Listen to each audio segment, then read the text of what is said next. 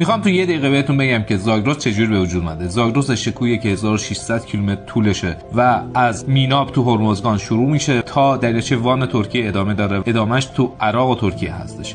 روند کلیش شمال غرب جنوب شرقیه و بخشی از کمربند برخورد آلپ هیمالیا هستش. شکوه زاگرس حاصل یک فعالیت تکتونیکیه که در طی یک فرآیند همگرایی که از کراتاسه شروع شده حدود 60 میلیون سال پیش از برخورد صفحه عربی به صفحه ایران شروع شده و باعث بسته شدن اقیانوس نوتتیس شده که بین این دو تا صفحه وجود داشته. این فرآیند هنوز متوقف نشده و با نرخ حدود 10 تا 20 میلیمتر صفحه عربستان داره به صفحه ایران نزدیکتر میشه.